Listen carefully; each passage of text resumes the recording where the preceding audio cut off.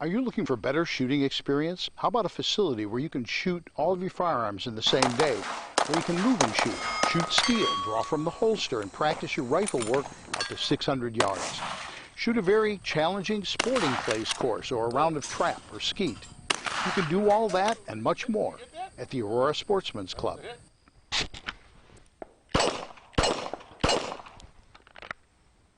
Hi, I'm David Lombardo, president of the Aurora Sportsman's Club. If you love the outdoors, you'll want to know all about Northern Illinois' largest outdoor shooting facility, the Aurora Sportsman's Club.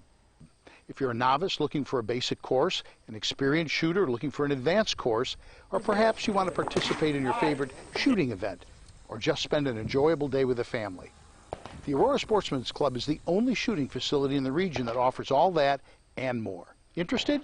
Then you won't want to miss the next orientation and tour of the Aurora Sportsman's Club. Call, email, or visit our website today to find out how you can become part of a better shooting experience at the Aurora Sportsman's Club in Waterman, Illinois.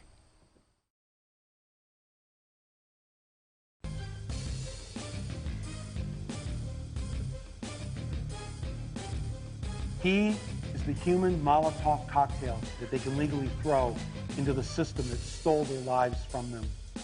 So we're going to create a new government that serves you, your family, and your country. It's time for On Target Radio, Chicagoland's only radio show dedicated to the red meat issues that affect your life, from gun control to freedom of speech. Now, debating, debunking, and discussing today's hot issues, here are your hosts, David Lombardo and Gretchen Fritz. Welcome to On Target Radio. Tonight, Gretchen's rant of the week is Strike While the Iron is Hot. Then, Gretchen and Ed will be talking about political activism in the days of Trump. Then Ed and Gretchen will talk about the recent report from the Department of Justice about the Chicago Police Department. Next, Ed will update us on Culp versus Madigan and other issues with Illinois concealed carry. Finally, Trump's press conference. Is his plan to step away from his business ethical or questionable? All that and more on tonight's On Target Radio. So give us a call at 815-205-1584. That's 815-205-1584. Or go to Facebook, like our page, On Target Radio, and ask a question or make a comment there. It is human nature to relax after a victory. The Illinois State Rifle Association experienced this syndrome after Illinois finally got concealed carry. But now is not the time to relax, conservatives. Now is the time to push harder for the things that we want from our elected representatives and senators. We have more leverage now than we have had for probably 10 years. We need to strike while the iron is hot. Well, whether you want national concealed carry reciprocity, defunding of Planned Parenthood, conscience rights of healthcare workers protected, repeal and or replacement of Obamacare, reduction of illegal immigration, protections for religious liberty, or a ban on abortion after 20 weeks, now is the time to tell your representative and senators what you want from them and their votes in Congress. Even if your elected official has a D after his or her name, don't let them off the hook. They need to know what their constituents think and when to work with the Republican majority on issues that matter to you back home. They need to know that they do not have the latitude to do whatever they want, that you are watching and will hold them accountable in the next election cycle. They need to know that not all their constituents are liberal. Of course, they do know that, but it doesn't hurt to remind them. Now, it probably won't surprise you that I'm a big believer in this and that I do it all the time. I sign up for email updates from many conservative organizations: Numbers USA, Act for America, National Rifle Association, Illinois Policy Institute, American Family Association, Susan B. Anthony List, Americans for Prosperity, Americans United for Life, and they let me know when to contact my elected officials and what about. It really couldn't be any easier. If you have never done it before, I will post a link to get you started. So get off your duff, well, actually stay on your duff, and start emailing and calling your representatives and senators. Let's see how much conservatives can accomplish with the wind at our backs. And that, Ed, is my rant of the week. Well, it's very timely. This is the first time in my lifetime we've had so many Republicans in Congress, the presidency, and in the various state legislatures. And we got to do something with it. The Democrats think that compromise is reducing the rate of increase of government and reducing the rate of increase of the national debt. And no, compromise is how fast can we pay down the debt and how much can we shrink the overbloated government. Well, and the great thing is right now, the need for compromise is minimal, I would say. I mean, now is the time when, if Trump wants something, he can propose it to Congress, and, we know that when it gets to his desk, he'll sign it, and vice versa. If we want something from Congress, hopefully we can pressure Trump to, Well, exactly. sign it when it gets to his desk. A lot of presidencies, they talk about the first 100 days, and Yes. he'll be judged by that. And we need to pass some of this stuff. Get rid of Obamacare, and there's some tinkering with a free market system that could improve it, like Oh, yeah. allowing competition between the states, Yes. Get a national reciprocity of carry concealed. If you got a driver's license that's good in all 50 states, why isn't your carry concealed license good in 50 states? Trump has said that Yeah. as well. He has said that very thing. My only question is, how is it going to be handled with the constitutional carry states? Because they don't have a permit to show when they come to another state that does have a permit or a license. Well, you'd have to do something like to do with driver's license, where there's federal laws that standardize certain things. Sure. And They'd have to those- come up with a card of some kind. Some states actually that have constitutional carry do issue permits to allow people to go into other states with that. So probably a lot of them already are doing it. Yeah. Although it seems like we just got like 2 or 3 more states that just passed constitutional carry. So The count is actually up to 11. Oh, that's fantastic. But yeah, so there may be a few states that don't have a card yet, but I'm sure they're working on it. Yeah. So that'll be good. I think, it seems like it's a real possibility. Yeah, I hope so. Now, do you give any pause, any weight to the people who say the pro-Second Amendment people who actually say it's anti-Second Amendment to have national concealed carry reciprocity? It depends on how the law is. The devil's in the details. Sure. Well, and as a lawyer, you would know that. So I guess I should introduce you. There may be like one person watching who doesn't know who you are, I guess. So Ed Ronkowski is our longtime friend, actually a longtime mutual friend of me and Dave. Before I knew Dave, I knew Ed, and vice versa. Before we knew each other, you knew Dave too. And Ed was a prosecutor for how many years? 29 years. 29-year prosecutor, most of it in Cook County, right? Yes, the last 22 and a half years was in Cook County. Okay, so very, very accomplished attorney, and he's actually argued before the Illinois Supreme Court a Second Amendment case, so he's very, very experienced and knowledgeable about constitutional law. And we won it. Which is the most important thing. Yes. But anyway, so Ed knows a lot about the law, a lot about the Constitution of both Illinois and the United States, and yeah, so and he's married to a state representative, so that's handy as well. Oh yeah, it's she's constantly giving me requests for free legal opinions. I got one waiting for me tomorrow morning. Which is hilarious because she's a bulldog lawyer herself. That's an apt term. Yes, she's giving Madigan a hard time down there. And that's good. That's good. We like that. Well, we were down there last Wednesday for the inauguration, and after the inauguration and Madigan was sworn in as another term as Speaker, Lindsay Parkhurst, who is the representative from Kankakee and has some of the Will County precincts out east, had a victory party. And as we went into Saputo's, lo and behold, that's Madigan's hangout. Oh, and, no. Did she know that? Not when she reserved the place. Oh, no. Margot knew it. So Margot introduces That's a me good to Madigan at his table in the corner, and Mapes, the clerk of the house. And Mapes has a very good radio voice. And even though what the Democrats were doing was reprehensible, at least it wasn't in a scratchy voice. It was like a good radio voice. And after they introduced, I says, Mapes, you got a great voice. And I stuck my hand out to shake Mapes' hand. And Madigan snuck his hand in And I had to shake his hand, and I go, God, I wish I brought some hand sanitizer. I was going to say, what does it feel to shake hands with the devil? What does that Well, I feel checked like? my wallet to see what was missing, Did you have any like burn marks or anything? That's what I would be afraid of. So yeah, that was the low point of the day. That's rich. That is rich. Well, Raymond wrote in and he said he likes the idea of us going on the offensive as conservatives, as Republicans. And you're going to see more of it. The House Minority Leader Durkin has got some people in leadership that want the Republicans to take Madigan to task more often. And Durkin himself, when he spoke at the time when they were just before they took the vote, really laid it into Madigan. I what heard his part troubles. of that. I saw part of that on the news. It was really, I was like, whoa, wow. Yeah, he put some emotion into it because it was all true.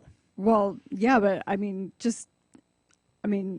pardon my vernacular, but it was kind of balls out. Well, he's a fellow prosecutor out of the Cook County State's Attorney's Office, and you have to be kind of tough to be a prosecutor in the pits of the criminal courts in Chicago. And even though he's a statesman and he could speak the King's English and really use a lot of rhetoric, he's not afraid of punching it out verbally. Yeah, it's just that especially the inauguration, it's so professional and it's so pomp and circumstance. It's very formal and everything is by the book and Robert's rules and all of that sort of thing. And so I was just really surprised.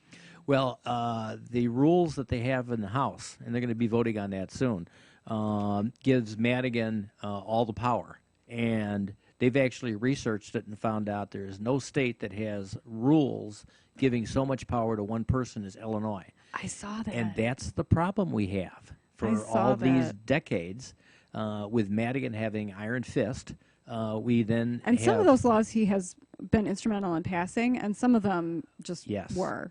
And he has learned how to use them to his full advantage. And that's why everybody's leaving Illinois. And for 8 years in a row, we've led the nation in people leaving Illinois. Like rats off a sinking ship. We have higher unemployment rate than our neighbors, and it's bad. It's bad.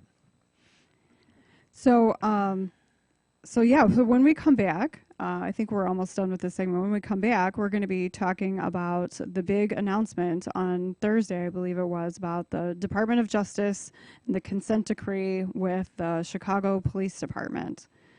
So this is all everybody's been talking about. I even heard it on the national news. I think Lester Holt mentioned it on Friday, Thursday or Friday on his broadcast.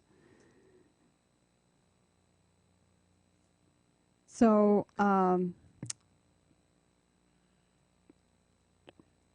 you want me to go into the Department of Justice report? No, we're finally got the bumper music. Okay, so when we come back, we're going to be talking about Loretta Lynch, the Department of Justice, Chicago Police Department, and the consent decree.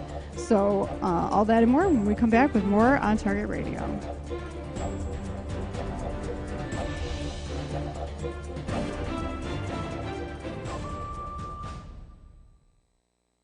For over 100 years, the Illinois State Rifle Association has supported the rights and freedoms of Illinois citizens to keep and bear arms. For over 100 years, the ISRA has supported the use of firearms as a sport for personal protection and as a fundamental aspect of national defense. For over 100 years, the Illinois State Rifle Association has been supporting you. Don't you think it's time you supported them? ISRA.org or 815-635-3198. The Illinois State Rifle Association, supporting you. Safer USA, Chicago's most trusted name in firearm training, is offering beginners classes, tactical pistol and rifle, long-range rifle to 600 yards, and the most comprehensive Illinois concealed carry program available. The On Target Radio co-hosts David Lombardo and Gretchen Fritz will prepare you to carry a firearm for personal protection, including firearm, holster, and ammunition selection. A comprehensive law review designed to keep you out of trouble and even how to deal with home invasions. Firearm, ammunition, holster, class notebook, and lunch are provided provided. Safer USA and the Aurora Sportsman's Club invites you to participate in this one-of-a-kind Illinois concealed carry program that also qualifies you for Florida, Utah, and Arizona non-resident permits. Find out what over 6,000 students already know at saferusa.com. Or call 815-741-3474. That's 815-741-3474. Safer USA. Choosing to own a firearm is your business. Teaching you to own it responsibly is ours. Do you dread writing? Is it challenging to find just the right words to get your point across? Do you put off developing marketing materials because you just don't know where to start? You get one chance to make a first impression, and my editor, Creative Business Services, can help make it a strong, positive one. Hi, this is Gretchen Fritz, co-host of On Target Radio, and I'd like to tell you about My Editor, a business I started to help you overcome those concerns. What you're experiencing is very common. My Editor has helped business owners, candidates for political office, and even authors and public speakers. At My Editor Creative Business Services, we can simply edit your existing work or help you develop an entire writing plan of action from initial project design through final copy. We are easy to work with and will help you get your point across in the most effective manner. If words escape you, send me an email at myeditor@mail.com. Use My Editor Creative Business Services and go to print with confidence. That's myeditor@mail.com or find us on Facebook.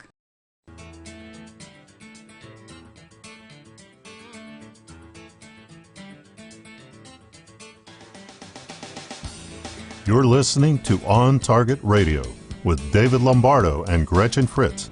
Here's David and Gretchen with more interesting conversation on gun control, concealed carry, freedom of speech, and other red meat issues that affect your life.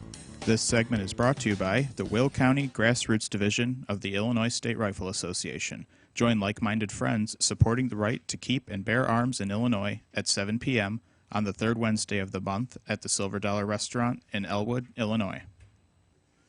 So, just in case anyone didn't hear in the last 3 days, I have literally heard it mentioned on the news every single day since Loretta Lynch came to Chicago and made her announcement. But in case anyone is not up to speed, Loretta Lynch of the U.S. Department of Justice came to Chicago. She's up at the podium with Rahm Emanuel. And basically they've been studying and looking at the Chicago Police Department for 13 months. And they finally came out with their report, their findings, like a 164-page report, and basically they're saying they use force when they don't need to use force, oftentimes deadly force. They're saying that it's because of poor training, and when an officer uses force, they don't necessarily investigate it to see if it was appropriate. They don't necessarily discipline the officer if it was inappropriate, and just on and on and on like this. So that's just the background for anyone who may not be up to speed on this. So, I guess my reaction to it, and to a lot of the videos that have come out, I won't say categorically all of them, but Laquan McDonald obviously was sort of the catalyst that started all of this. And I didn't think that, and anti-gun people are like, oh, shooting him 16 times, that was excessive. Well, shooting him one time, 16 times, what's the difference, really? There are some differences. I didn't think it was excessive. But anyway, so what do you think about this? I think they're trying to redefine what is appropriate use of force, but I'm interested to know what is your opinion of what they're doing. Well, I have a lot of experience prosecuting cases with the Chicago Police Department, and I've actually convicted over a dozen police officers, one on first-degree murder, a couple on armed robbery, a bunch on drug dealing, theft, and this was all with the help of good Chicago police officers on the case. But this Department of Justice report is a joke. First of all, you could have a report like this on any major police department because nationwide, the error rate in police shootings is 11%. And when I mean the error rate, that means that when all the dust is settled and they find out who was shot and it's a totally innocent person, the error rate for carry concealed people is 2%. Yeah. But police have to be aggressive, and if you tried to reduce that error rate of 11% down to 0, you'd have a lot more police officers killed by bad people than you'd be saving. Now, there's this blog, Second City Cop, out there for the last 10-plus years. And they've been harping for 10 and a half years that the training is inadequate. And it is. Okay. I could tell you that from what I've seen. They've been arguing that the promotional system is crooked. And they give examples there on a weekly basis. It's embarrassing. Yeah. And they've been giving examples that when the white shirts, the supervisors, get in trouble, discipline is non-existent if you're connected. In the Laquan McDonald case, you had everybody up the chain of command had seen that video within a couple weeks of the incident. Everybody in that chain of command that was a supervisor in the department was allowed to quietly resign and no discipline. Now, of course, we still have the mayor who saw the video and made sure it was covered up until after the election. So you have that. The department's report is a joke. It was a rush to judgment. Now, compare the last report they had, and that was in Baltimore. It took them nearly 2 years investigating Baltimore, which is a department that's something like 1/5 the size of Chicago. And after that 2-year period, they found some racism there. Now, this is with Baltimore that has a black mayor, a chief prosecutor who's black, a black police chief, and a department that's majority black. Right. And somehow they say they're racist. Probably against white people. Yeah. Well, I don't know about that. And I'm going to get into that part when I go through this in order. So, they release this fast because when Trump gets over, you're going to get a fair report and not a rush to judgment. Sure. The report did talk about that the Chicago Police Department saw a record number of officers shot themselves, an 82% increase. Now, when you're in a department where shootings at police are increasing, wouldn't you expect more return fire? Yes, I would. In self-defense? Yes. So you're going to see that, And then what's left out in the report is the racial breakdown of the assailants. Right. They don't want that out there. Right. They want an administration that's telling their voters, you're the victims. Right. When they're not. And that was my thought too. As far as I think this is a PR stunt largely to make the minorities, primarily the black people in Chicago, feel like they're vindicated. Feel like, yes, oh, you're so put upon. Oh, the police are out to get you. Oh, and just reinforcing that. I mean, that's my opinion. Well, one of the other problems with the report, it's just bad statistics. The Department of Justice report said they talked to 1,000 people. Well, that's not 1%. That's not 0.1% or 0.1%. That's less than 1/10,000th of a percent. A tiny sliver. When you look at anybody that knows about statistics, if you want a good sampling, you need to sample 10%. Right. So this was not a survey of 1,000 people. This is cherry picking 1,000 sources with an axe to grind. When you put a blog out there, does anybody have a complaint against the police department? You're going to get complainers. That's not a survey, Right, exactly. So it's bad statistics there. Now, the biggest problem with such a report is the allegations that the police are acting in a racist manner because they're going after more black people than white. They had a police department that was giving a disproportionate number of speeding tickets to blacks, and they were accused of it. So there was an academic study where they set out some people to record, view who the drivers were in speed guns and record their speeds without giving them tickets. And this is all out of sight. And they found out that blacks were speeding more than whites, and that the black ticket ratio was exactly in the proportion to the people that were speeding. Now let's look look what's happening in Chicago. Recently there was an academic study to look at who's committing the murders out there. And the study found in Chicago, blacks committed 76% of the homicides, despite being 35% of the population.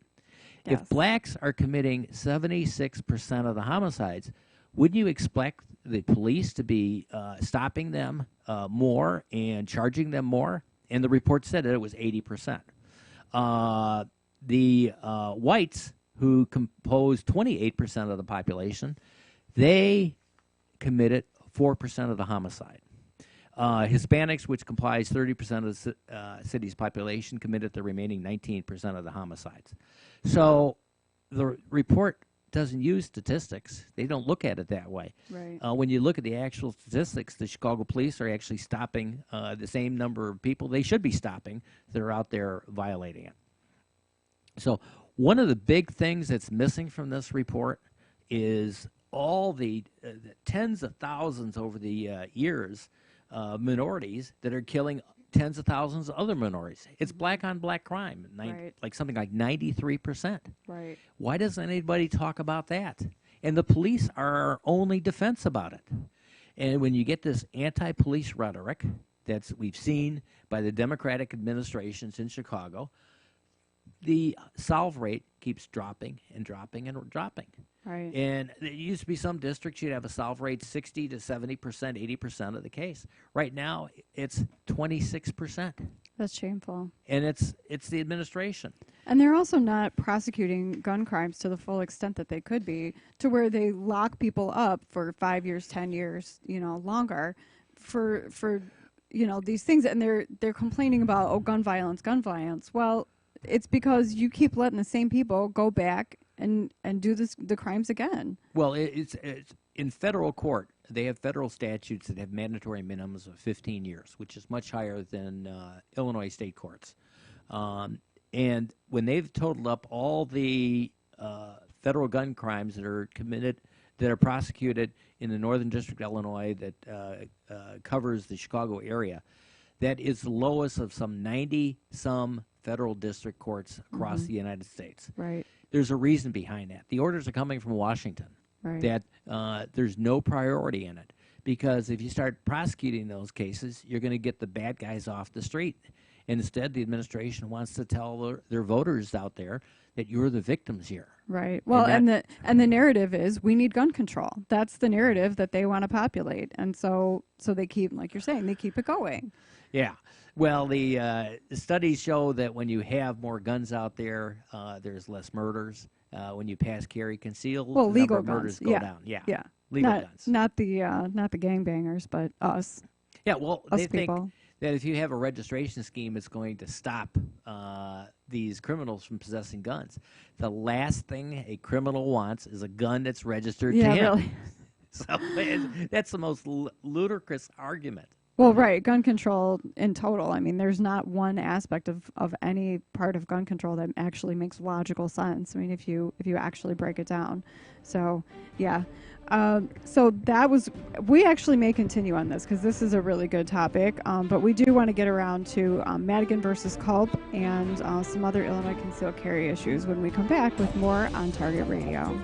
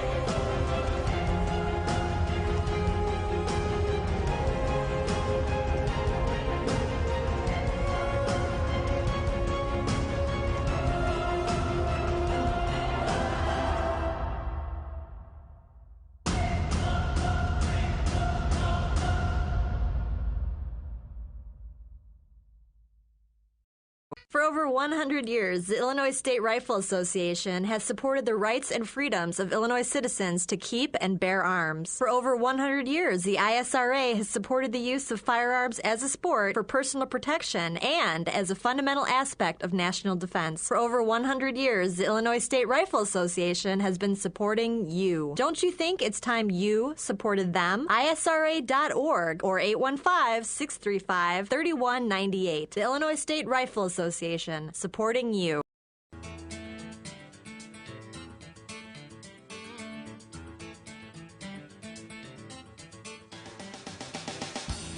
You're listening to On Target Radio with David Lombardo and Gretchen Fritz.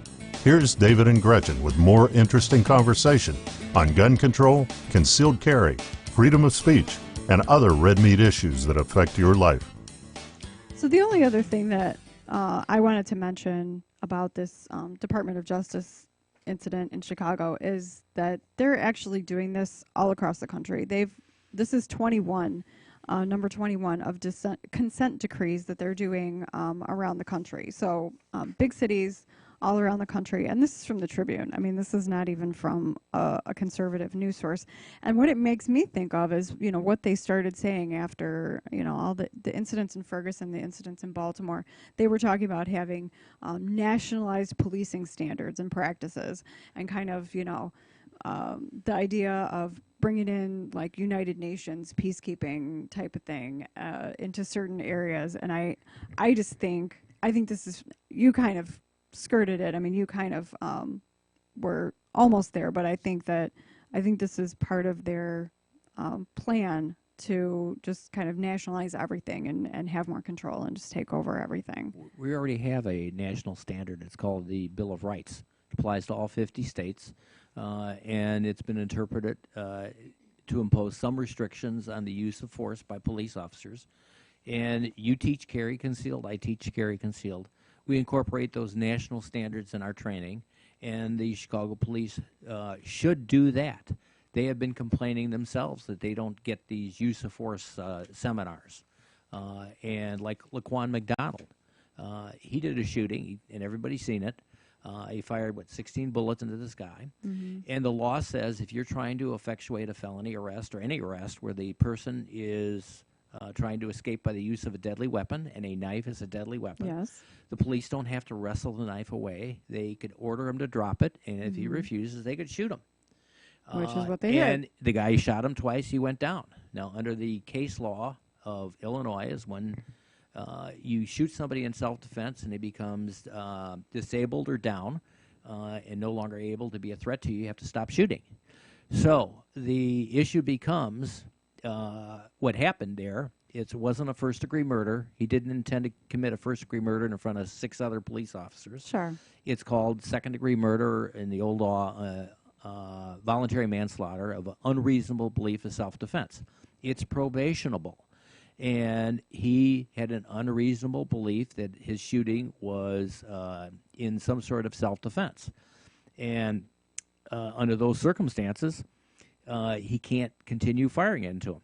But if the medical examiner's report shows that all 16 shots were fatal, it's like no harm, no foul. Right. Are you going to send a police officer who made a mistake and thought he had a reasonable belief to prison, or give him a felony conviction, lose his job, because you shortened his life by a couple seconds?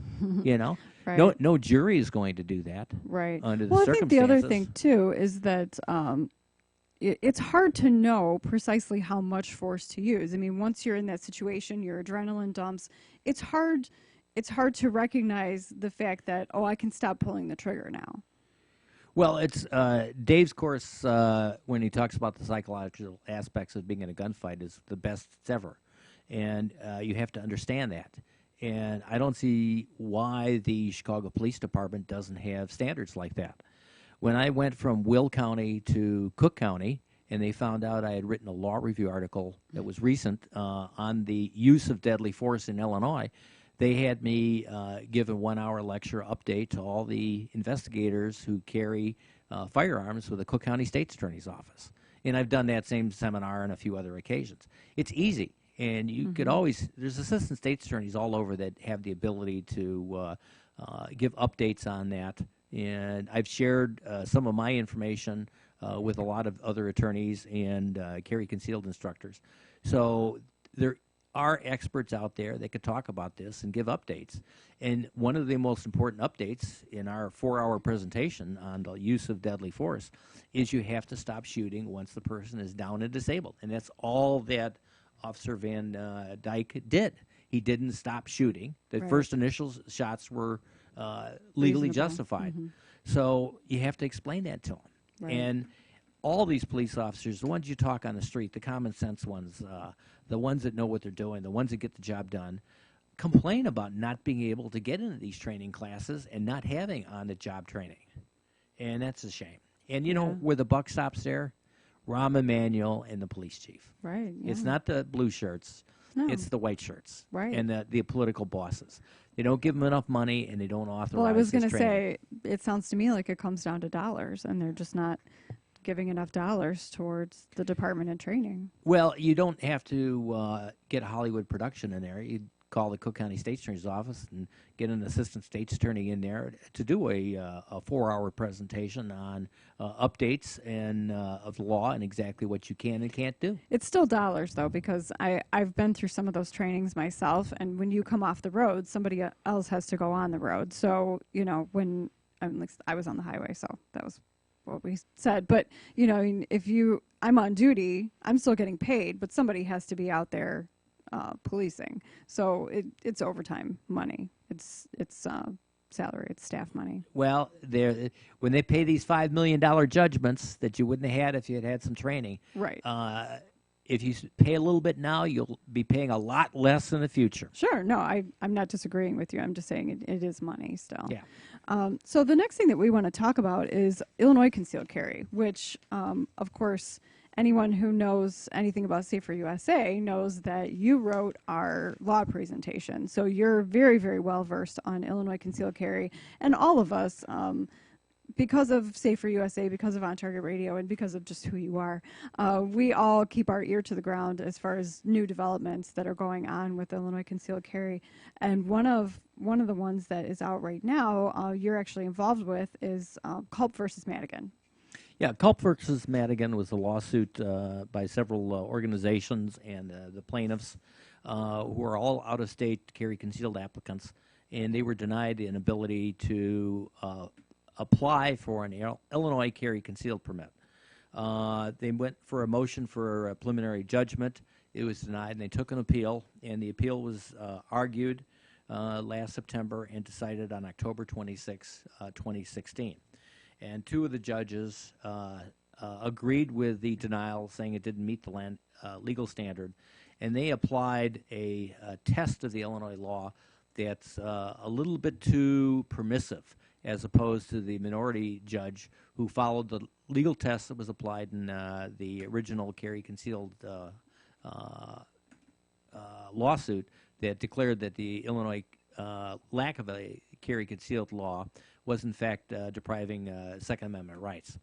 So you have a very well-written minority opinion and a very poorly written majority opinion, and they're going to go further on that. I would point out, though, that I believe that the courts were misinformed. They have this affidavit that was filed by the state police on how they do these things.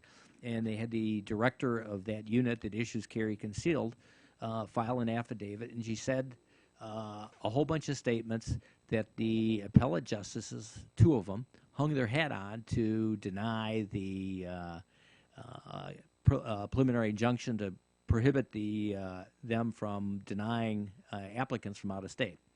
One of the things she said that in the affidavit for the state police that the Bureau is responsible for ensuring that a non-resident carry concealed applicant would meet the eligibility criteria of the FOID card. Actually, that's not true. The statute does not say the Bureau is responsible for that. They say the applicant has the responsibility for providing the information and ensuring eligibility. if you read the fine print of the law, there is no responsibility that the Bureau has to verify this. They only have to apply to certain databases, one that's listed and the other ones that are available, and then they have 30 days to do it. If it turns out there's an error in the database and they don't find out the person is ineligible, then they still have to give out the application. You cannot deny a person's application because they want the statute to read that they have greater powers than what the law gives them. And that's absolutely false. She said that they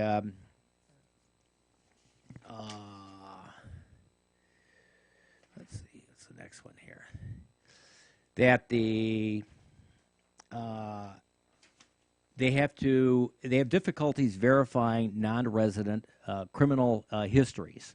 The problem is that the statute says they don't have to verify it; they just have to ask for it. She says that they don't always have the money or the access to public records they wish they had, and that's the reason they can't go to these out-of-state jurisdictions. The statute says they don't have to get the information, and they only have to check available databases. So they're making the argument that, well, these databases aren't available to us because we don't have the money, or they charge us, or they're inaccurate. Well, no, the statute doesn't say that they have to be responsible for that. They only have to check available databases. I find it legally wrong to argue that we can't give these out-of-state applicants a carry concealed license because we don't have available those databases, when the statute says you have to issue the license within 30 days, and you only are supposed to check available databases. So, well, and my understanding too, I mean, everybody in Illinois is we have to do fingerprints or else be manually checked by the FBI. So the FBI is going to, aren't they going to flag anything that's from another state? Well, first of all, the FBI database is considered by most experts as the best of all databases to start your search. I know as a prosecutor there are errors in any database, and there's errors of inclusion and errors of exclusion. Sure. You have to look at the context of the people that are applying for carry concealed licenses. The people that apply for carry concealed licenses are a very law-abiding group. I always say we're the creme de la creme. Yeah. We're the upper echelon of law-abiding citizens. The average, something like well over 95% of the people that are applying for carry concealed license have a rap sheet that comes back 0. So why punish everybody because there's a few errors in the database? You're violating their constitutional rights. Yes, absolutely. So when we come back, we have a call from our normal host, and we are going to talk about Trump's business dealings. So all that and more when we come back with more On Target Radio.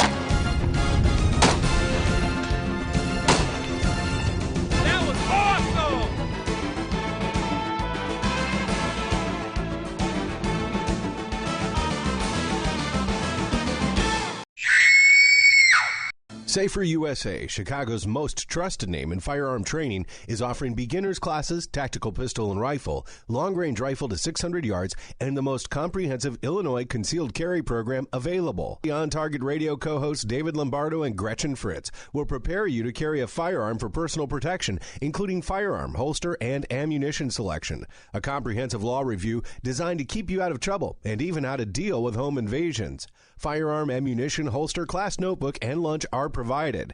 Safer USA and the Aurora Sportsman's Club invites you to participate in this one-of-a-kind Illinois concealed carry program that also qualifies you for Florida, Utah, and Arizona non-resident permits. Find out what over 6,000 students already know at saferusa.com. Or call 815-741-3474. That's 815-741-3474. Safer USA. Choosing to own a firearm is your business. Teaching you to own it responsibly is ours.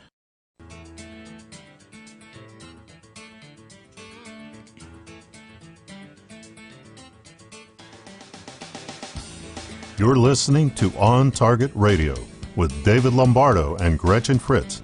Here's David and Gretchen with more interesting conversation on gun control, concealed carry, freedom of speech, and other red meat issues that affect your life. Over a half-century ago, a respected firearms store opened. It started as a hobby for Mike Schrenk and has now served generations of customers. Schrenk's Smoke and Gun retains a family atmosphere and now carries the largest selection of new, used, and consignment firearms in Lake County. From pistols, rifles, and shotguns to hard-to-find calibers, collectibles, and older functioning hunting rifles. You'll also find full gunsmith services, from simple detail cleaning to complete rebuilds. Whether you're thinking about your first firearm and a FOID card, or looking to add to your collection, visit Schrenk's Smoke and Gun. If you have a firearm to sell, their recent sale was so successful, they need your firearms. And if you love cigars, you'll find your favorites in Schrenk's humidors, along with a broad selection of pipes and tobacco. Visit smoke, the letter N, gun.org, or call 847-662-4034. Schrenk's Smoke and Gun in Waukegan, your family-owned gun store since 1964.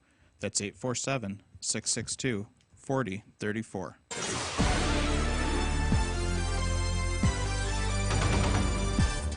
Stand by. Here's Gretchen with your action items for the week.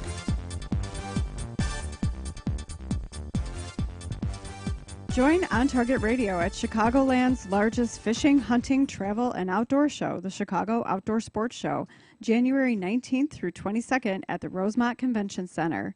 David will be available for one-on-one tactical consultations on Saturday, and Gretchen will make a special appearance on Sunday. Eric and Jim will also be there. Dream of what you will do in warmer weather next weekend at the Chicago Outdoor Sports Show.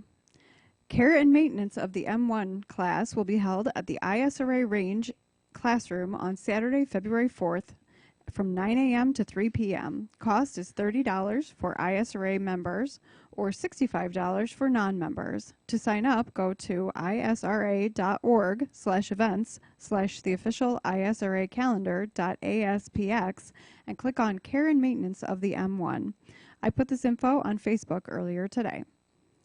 The following Safer USA class is at our facility in Waterman, Saturday and Sunday, February 4th and 5th, Illinois Concealed Carry 1. This 16-hour class will be taught by David and Gretchen and meets the training requirements for Illinois Concealed Carry as well as Florida, Arizona, and Utah. To sign up for classes, go to saferusa.com and click on Register. So we actually have a caller, and that caller, I believe, is David Lombardo. Hi, David Lombardo. Hello. How are you doing in Las Vegas? Can you turn down your radio? I can hear it in the background. Hello? Yeah, we hear you, Dave. Can you turn down the internet, please?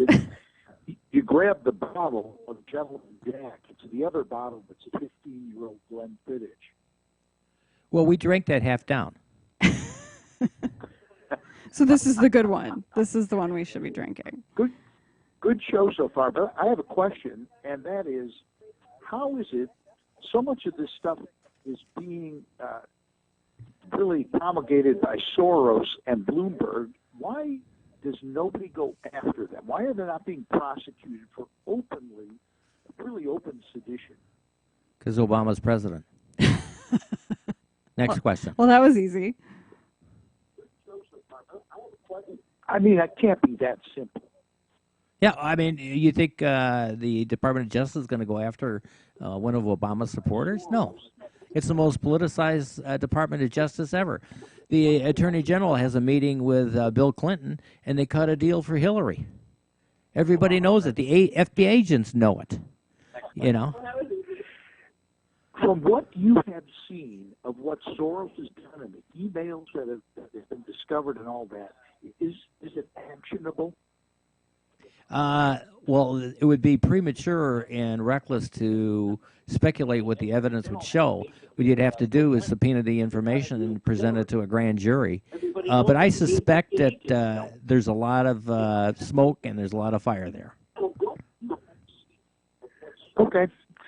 Well, you're having a good show. Appreciate it. It looks a little funny Thank you. sitting in my chair, but have a nice evening. Thanks. Okay, and thanks for the liquor.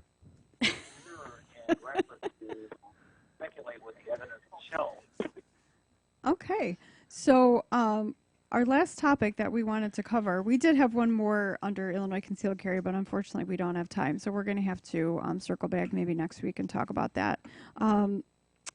Donald Trump finally had a press conference, and he said, he basically outlined, and he had a lawyer up there named Dylan, and she outlined how he's going to handle his business interests and how he's going to basically extricate himself from the Trump empire. And of course, the mainstream networks, I primarily watch NBC in the morning and that sort of thing, and they got this ethics expert, Kathleen Clark, who I hate to say is a very mannish woman, and she said Trump's plan was like lipstick on a pig, and she said it was no better than worthless, basically.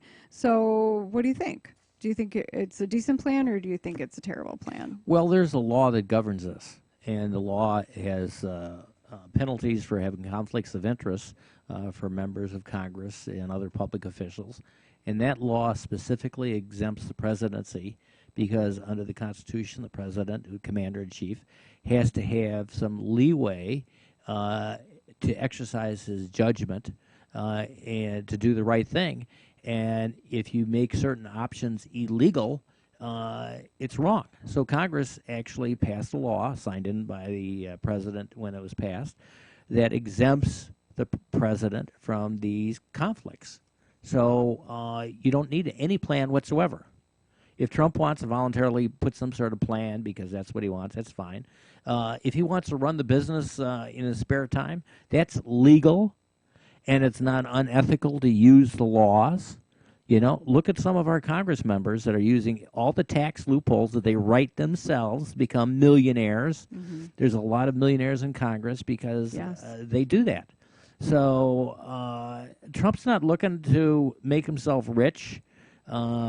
He's already rich, for one thing. So we don't have to worry about that. So you think that the this Walter Schaub, he's the director of the Office of Government Ethics, you think he's full of crap, basically? Oh, no, it's you need a director of ethics for the people that are governed by the law. But well, he's saying that what Trump is doing is wholly inadequate, is how he characterized it. Well, sure, every Democrat is going to say everything Trump does is wholly inadequate. What Trump is doing is wholly legal. Well, and I think this is a good point too. The MRC News Newsbusters, they said that his lawyer actually argued that Trump selling his assets would actually exacerbate the conflict of interest. It says if he sold his brand, he would be entitled to royalties for the use of it, and this would result in the trust retaining an interest in the brand without the ability to assure that it does not exploit the office of the presidency. And then also, any price that was paid for it, they would say, was the price too high? Was the price too low? Was it, pay for play and all this sort of thing? I mean, the president can't, especially Trump being Trump, he can't allow somebody else to use his brand without having any oversight over it, it's going to benefit him either way. I mean, it's kind of that's why ridiculous. Congress exempted the presidency from that law. Right, exactly. It's kind of crazy at this point. If he had sold his brand, or if he had done the blind trust thing before he won, But why would he do that? You know, I mean, it would have been better before he won, but there would be no impetus or reason for him to do that before he actually won the election. So yeah, this whole thing is a little interesting. If the Trump and the Pope were in a boat in the Potomac, and the Pope's hat blew into the water, and Trump dove into the water, or walked on the water and picked up the hat and gave it back to the Pope, the press would say, Trump can't swim. I think you're right. It's a political press. Everybody knows it. They've had all the stories about the different networks that were feeding the answers on the debates to Hillary, and all the emails going back and forth on the news people that were helping Hillary. The media is an arm of the Democratic Party, the mainstream media. And if it wasn't for the internet, blogs, and Fox News and sources, multiple sources, you wouldn't be able to get the correct version, and you just have this propaganda coming out by the mainstream media. Yeah, and we've talked about that quite a bit since the election. So that's actually a really good segue, because this article in the Tribune is called "The Ins and Outs of the Trump Era," and one of the things that they're saying is that he's really bringing a lot of attention to social media, specifically Twitter. Twitter's his favorite, and whenever he doesn't like something that somebody's doing, he tweets about it, and a lot of them, especially the heads of corporations, go, okay, we'll stop doing that then. We won't move our company to, Mexico or someplace else. And they're saying that he shows no signs of easing off on his personal tweets. So that's one interesting thing.